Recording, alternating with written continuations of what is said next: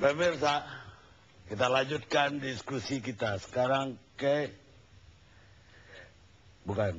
Pak Direktur Urusan Agama Islam. Nggak ada. Anda udah selesai urusan Anda. Belum bang, ini hak lain bang. Ini Direktur Urusan. Ya, bismillah, saya ngomong. Silakan. Bismillahirrahmanirrahim. Makasih Prof. Pertama, perkawinan itu kan untuk membentuk keluarga yang bahagia, sejahtera. Maka harus ditempuh cara-cara yang bisa mengarah kepada bahagia dan sejahtera. Itu satu.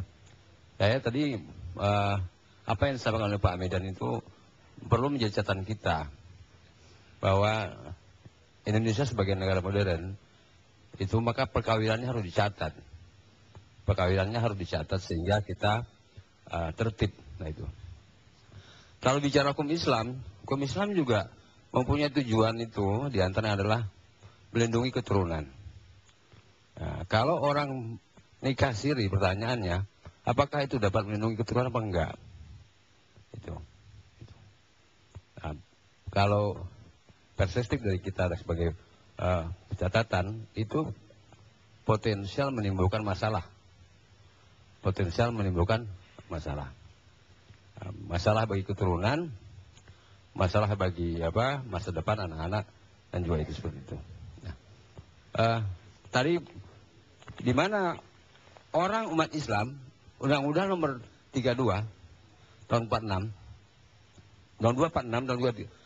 Undang-Undang 2246 tentang nikah talak bagi umat Islam telah disebutkan bahwa nikah yang dilaksanakan menurut agama Islam itu dilakukan di hadapan pegawai pencatat nikah. Itu bukan di mana-mana. Itu aturannya. Siapa yang berhak, yang punya otoritas untuk melakukan itu di negara ini sebagai warga negara kita, yang punya otoritas itu hanya pegawai yang diangkat oleh Menteri Agama. Itu bagaimana yang beragama Islam. Berarti yang lain tidak punya otoritas untuk itu. Nah, kalau seseorang melaksanakan, dia menjadi petugas pegawai pencatat yang bukan tidak ada haknya, apa tidak itu melanggar suatu aturan? Ini satu. Nah, mengenai sah, kalau komentar kami, Prof, gini. Para ulama itu mempunyai pendapat yang sangat berbeda. Berbeda sekali itu. Dalam contoh kitab Al-Mudawwanah Sahnun, Imam Malik menyebutkan nikah sirri. Ada. Dokumennya saya punya bawa ini. Beliau diantara mengatakan itu adalah tidak boleh. Kenapa? Karena ada unsur sengaja menyembunyikan.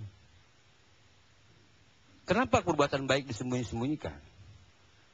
Perbuatan baik itu harus dideklar baik. Perbuatan baik itu tidak boleh disembunyikan. Nah, itulah maka Nabi menganjurkan a'linu an-nikah. Deklarasikan menikah itu. Dengan apa? Di antaranya dengan memukul genderang atau apa saja, atau memukul apa saja. Intinya tidak boleh disembunyikan nikah itu. Karena itu perbuatan baik. Nah, kembali tadi. Sekarang mengenai nikah. Apa nih? Iya, siri itu. Nah, bisa saja orang mengatakan ini sah itu bisa. Tapi kalau polanya seperti itu dikembangkan, akan terjadi kekacauan. Hukum itu menetapkan supaya tidak ada ketertiban. Kalau kita lakukan itu, maka negara ini mundur lagi. Akan terjadi setiap orang mengatakan ini sah. Pertanyaannya di sini adalah harus ada otoritas. Siapa yang mengatakan itu sah? Fatwa, ulama, ayo kita ikut di fatwa ulama. Kalau saya, seperti saya, yang mengatakan itu sah, itu adalah pengadilan agama. Pengadilan agamalah yang mengatakan bahwa perkawinan yang dilakukan di luar pegawai pencatat nikah itu adalah pengadilan agama. Oleh karena itu, pegawai pencatat nikah yang ditunjuk dan diangkat oleh Menteri Agama itu sekaligus dia melakukan hukum acaranya. Contoh tadi dikatakan nikah. Betulkah ini orang yang menjadi walinya betul-betul sungguh-sungguh walinya? Betulkah perempuan yang akan dinikahinya itu tidak ada larangan musyawarah? tidak ada halangan semenda, tidak ada halangan berdarah, dan sebagainya. Itu. Apakah dia ada halangan sedang masa iddah? Atau itu siapa yang mengontrol itu? Nah, itu harus ada, maka disitulah tugas pegawai nikah itu. Nah, kalau umpamanya memang tadi telah terpenuhnya rukun-rukun menurut pendapat hukum Islam, nah itu, maka untuk menetapkan bahwa itu sungguh-sungguh sah, bukanlah orang per orang. Karena itu akan terjadi kekacauan. Nah itu. Maka yang menetapkannya itu adalah perintah agama. Oleh karena itu sudah benar tadi bahwa apabila terjadi pernikahan-pernikahan seperti itu, maka dibawa ke pengadilan agama. Untuk memeriksa adakah sungguh-sungguh perkawinan itu, adakah sungguh-sungguh perkawinan itu telah memenuhi syarat dan rukunnya atau tidak. Itu. Kalau iya, tentu seperti tadi dikatakan oleh Mbak Ayu, terima kasih. Tadi dikatakan agama menetapkan bahwa perkawinan sungguh ada dan telah memenuhi persyaratan. Bukan orang per orang. Ini Prof. Jadi bukan orang per orang. Kalau Prof orang per orang lagi, maaf saja ya, ini akan terjadi kekacauan. Kita mundur. Undang-undang perkawinan itu sudah 38 tahun. Berarti kita mundur. Bangsa ini akan mundur 38 tahun ke belakang. Mundur. Janganlah bawa bangsa ini dibawa mundur kembali itu. Tapi yuk kita sudah modern, catat itu. Waktu kita kawin ke luar negeri kemana-mana bukti Anda punya perkawinan. Kita ada mobil bahasa ini pergi ke mana ada bukti perkawinan. Sebagian proses informasikan. Ya. Pak Karni, ya. Sudah berapa? Nah, ada kasus-kasus perkawinan di luar negeri seperti di Saudi. Kan kasihan itu. Kasihan teman-teman, ibu-ibu, bapak-bapak kita yang nggak punya bukti perkawinan. Mereka ditahan. Itu kan.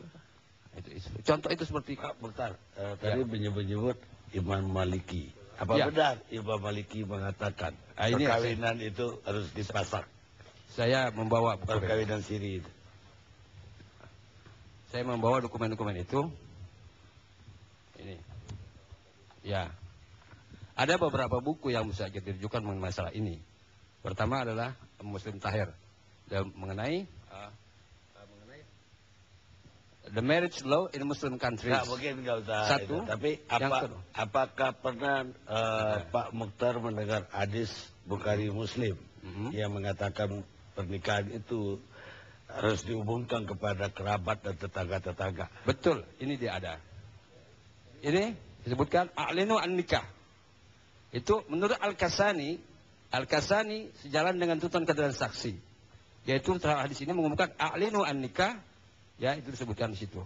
Ini siapa yang menulis? Pada di sini ada catatan ibit, catatan kakinya. Ini ilmiah. Yaitu ibit, yaitu siapa di sini?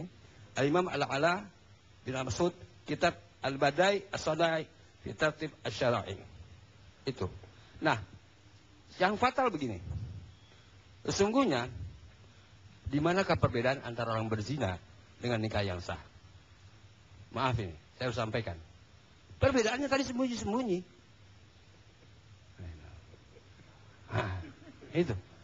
Itu Pak. Apa Pak Direktur dilibatkan tidak dalam RUU yang baru yang mau mengasih pidana untuk? Oh iya, saya bersama Prof Neng, Prof Neng, sama beliau juga kita ikut. Ini dokumennya ada. Saya bawa. Orang boleh dong berpendapat. Ada tadi berpendapat dibiarkan. Orang lain juga harus Anda biarkan. Gak bisa, ini bukan tempat perang. Ini diskusi. Ya. Nah ini. Hadis pertama bersumber dari Ibnu Abbas. Ya, Abbas. Sebelum itu Prof ya.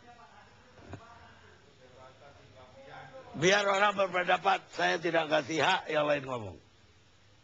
Orang berzina itu adalah orang yang menikahkan dirinya sendiri. Ya, tanpa ada penjelasan. Nah, berarti begini. Sebenarnya ada nikah siri, ada nikah ghairi bayinah. Ada nikah siri, ada nikah tanpa bukti. Nah, itu. Ada nikah siri, ada nikah ghairi bayinah. Ada nikah yang tidak siri. Nah, itu. Jadi supaya jangan kecenderung subhat, ragu-ragu, keraguan kepada Anda situ, catatkan. Nah, gitu. Jadi Umumkan. Bapak ikut menyusun RUU yang baru. Ikut. Pidana untuk siri segala. Ya. Berapa tahun? Nah, ini saya harus bacakan dulu, Bro. 6 bulan. 6 bulan. Iya. Orang yang melakukan perkawinan siri.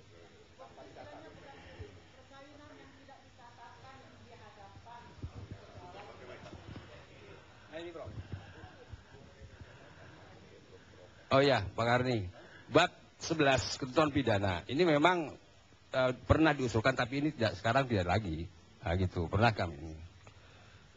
Setiap orang yang sengaja melangsungkan perkawinan tidak di hadapan pegawai pencatat nikah sebagai maksud dalam pasal 5 dipidana dengan pidana denda paling banyak 6 juta rupiah atau hukuman kurungan paling lama 6 bulan. Baik, Memang ada sekarang- gagasan. Pernah ada gagasan itu. Pernah saya ulangi lagi, pernah ada gagasan seperti itu. Sekarang undang-undang RUU ini di mana? Di Seknek? Belum. Belum. Baik. Terima kasih, Pak. Pak Nasir. Bang Kardi, rancangan undang-undang hukum material peradilan agama bidang perkawinan itu masuk dalam program legislasi nasional 4 tahun. Jadi 2010 sampai 2014 dia dimasukkan dalam program itu. Dan urutannya juga sangat prioritas sebenarnya. Urutan 56 dari 247 rancangan undang-undang yang diprioritaskan dari 2010 sampai 2014. Dan undang-undang ini berasal dari pemerintah. Nah, saya tidak tahu kenapa pemerintah sejak 2010 sampai sekarang belum mengajukannya kepada DPR. Apakah karena ada pro kontra terkait dengan isi daripada rancangan undang-undang itu, atau ada hal-hal lain? Kami belum sampai saat ini, DPR belum mendapatkan penjelasan resmi dari pemerintah. Seharusnya kalau undang-undang itu sudah diprogramkan, ya program diprioritaskan, seharusnya ketika sampai saat ini belum diajukan oleh pemerintah, pemerintah harus memberikan penjelasan kepada DPR. Kenapa? Karena kalau kita kaitkan dengan topik pada malam hari ini, ya itu juga erat kaitannya. Karena memang ini juga dalam rangka untuk memperbaharui peraturan perundang-undangan terkait dengan perkawinan. Karena Undang-Undang Nomor 1 Tahun 74 tidak mengatur secara ketat dan kuat. Ya, tidak mengatur secara ketat dan kuat sebagaimana filosofis dibentuknya undang-undang. Nah, itulah sebabnya kenapa semenjak tahun 74 sebenarnya yang kami pahami masyarakat Indonesia itu sudah mengetahui konsekuensi hukum dari pernikahan siri itu. Salah satunya adalah tidak adanya perlindungan hak-hak keperdataan secara utuh suami, istri, dan anak-anak. Dan rentang waktu 74 sampai sekarang banyak menimbulkan persoalan di lapangan dan banyak merugikan perempuan dan anak-anak. Dan itulah sebabnya kenapa kemudian dalam pikiran kami, kemudian undang-undang ini kami masukkan dalam prioritas 2010 sampai 2014. Cuman sayangnya pemerintah belum mengajukan undang-undang ini. Begitu Bang Karni. Baik, kita istirahat sejenak.